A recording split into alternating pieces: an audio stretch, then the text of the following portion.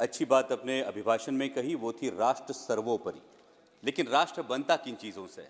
राष्ट्र न सिर्फ इमारतों से बनता है, न सिर्फ पुलों से बनता है, न सिर्फ बजट के आंकड़ों से बनता है, न इंफ्रास्ट्रक्चर से बनता है। राष्ट्र बनता है उसके देशवासियों से, इंसानों से, और उनके दिलों में पनपते देशभक्ति के जज्बे से। और इन देशवासियों की परिस्थिति क्या है? हर देशवासी चाहता है अध्यक्ष महोदय कि वो एक भयमुक्त वातावरण में अपना जीवन व्यतीत करे, लेकिन मेरे चुनाव क्षेत्र में ऐसी परिस्थिति नहीं है। नेशनल वाइल्ड लाइफ सर्वे का अगर हम रिपोर्ट देखें तो उसके अनुसार मेरे चुनाव क्षेत्र में 400 से 500 लेपर्ड्स का अधिवास है। और मेरे चुनाव क्षेत्र में दिन में 3 फेज लाइट नहीं होती, इसलिए रात में खेत को पानी देने के लिए जाना पड़ता है, और आए दिन किसी न किसी पर लेपर्ड का हमला होता है। आज तक 18,000 मवेशियों का नुकसान हुआ है।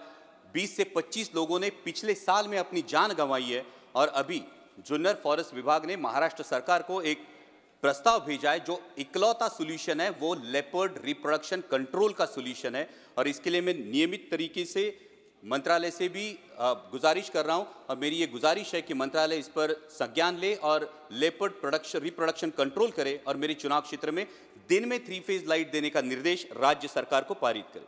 महामहिम राष्ट्रपति जी ने अपने अभिभाषण में गरीबों के लिए मकान की बात की, जो निश्चित ही सराहनीय है।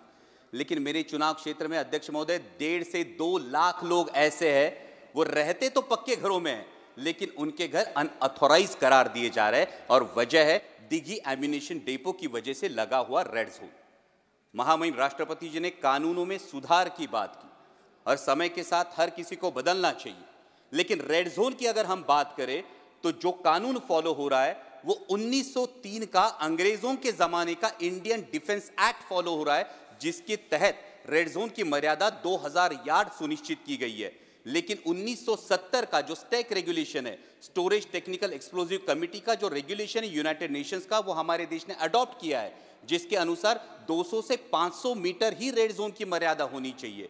तो जब हम कानून के सुधार की बात करते हैं तो मेरी सरकार से ये गुजारिश है कि जो कानून हमने अडॉप्ट किया है उस पर अमल किया जाए, और 500 मीटर के आगे ये रेड जोन की मर्यादा से देशवासियों को राहत दी जाए। महामहिम राष्ट्रपति जी ने अपने अभिभाषण में एग्रीकल्चर एक्सपोर्ट की बात की, और विकसित भारत के जो 4 स्तंभ हैं उन्होंने किसानों का जिक्र भी किया।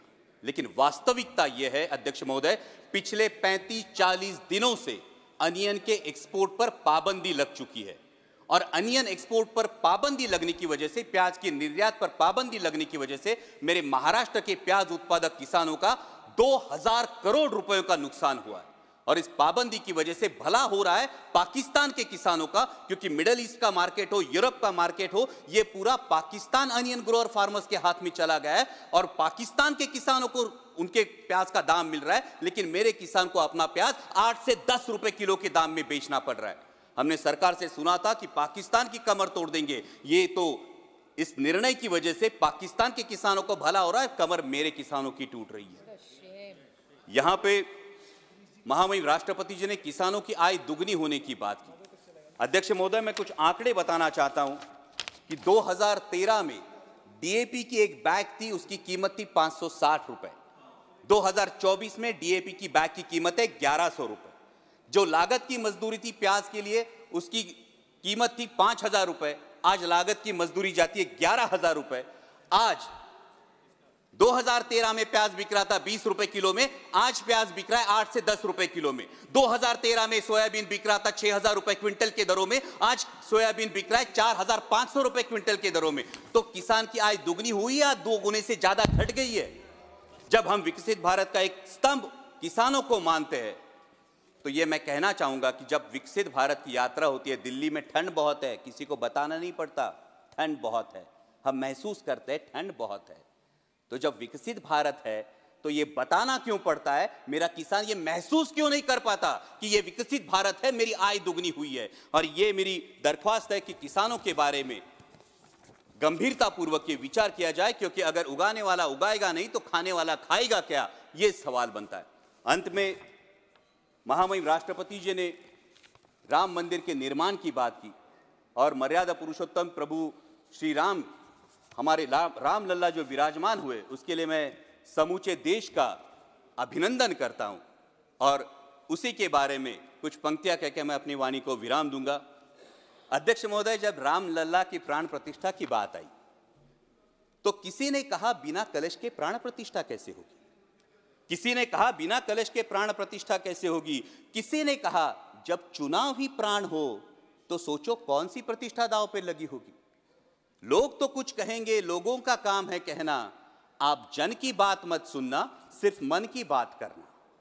फिर भी खुश थे हम, फिर भी खुश थे हम। 500 साल का सपना जो पूरा हो रहा था, हमारे अंदर का हिंदू भी पूरी तरह से जाग गया था। तो चल पड़े अयोध्या की ओर, रामलला की दर्शन की आस लगाए। चल पड़े अयोध्या की ओर, रामलला के दर्शन की आस लगाए। जो सामने नजारा देखा वो देखकर दंग रह गए। वो 3 मंजिले, 400 खंबे, 32 सीढ़ियां, जय श्री राम का नारा लगाते हुए हम सीढ़ियां चढ़ने लगे। रामलला से क्या गुहार लगाए ये सोचने लगे। पहली सीढ़ी पर याद आई महंगाई, पहली सीढ़ी पर याद आई महंगाई, दूसरी पर देश में बढ़ती बेरोजगारी, तीसरी पर पत्रकारिता की चरण चुंबकता, चौथी पर सेंट्रल एजेंसीज की संदिग्ध भूमिका। हर सीढ़ी पर कुछ न कुछ याद आ रहा था, हर सीढ़ी पर कुछ न कुछ याद आ रहा था। कहीं 15 लाख का जुमला, कहीं किसानों का आक्रोश था, कहीं महिला कुश्तीगिरों की वेदना थी, कहीं सालाना 2 करोड़ रोजगारों का वादा था, कहीं बढ़ती सांप्रदायिकता थी, तो कहीं चुनिंदा पूंजीपतियों पर मेहरबान हमारी सरकार का चेहरा था। इस वास्तविकता ने झंझोड़ने के बाद, इस वास्तविकता ने झंझोड़ने के बाद भी हम अंधभक्तों की तरह चलते गए। होश तो तब संभाला जब रामलला के दर्शन हुए। हमें नतमस्तक देख रामलला मुस्कुराते हुए बोले, हमें नतमस्तक देख रामलला मुस्कुराते हुए बोले, मैं कल भी था, आज भी हूं, कल भी रहूंगा। जितना इस मंदिर में हूं उतना ही तुम्हारे मन में रहूंगा। लेकिन याद रखना हमेशा, लेकिन याद रखना हमेशा, मैंने त्रेता युग में रामराज जलाया था, तुम कलयुग में जीते हो जहां संविधान ने गणराज जलाया है। धर्म समाज का किनारा जरूर है, धर्म समाज का किनारा जरूर है, लेकिन देश एक बहती धारा है। किनारे को धारा के बीच में लाया तो प्रवाह अड़ जाता है, प्रगति के पथ से हट जाता है। इसलिए धर्म का ठेकेदार नहीं, पहरेदार बनना चाहिए। इसलिए धर्म का ठेकेदार नहीं, पहरेदार बनना चाहिए। तुम रहो ना रहो, वो रहे ना रहे, ये देश रहना चाहिए, देश का संविधान रहना चाहिए, देश का लोकतंत्र रहना चाहिए, ये देश रहना चाहिए। जय हिंद, धन्यवाद।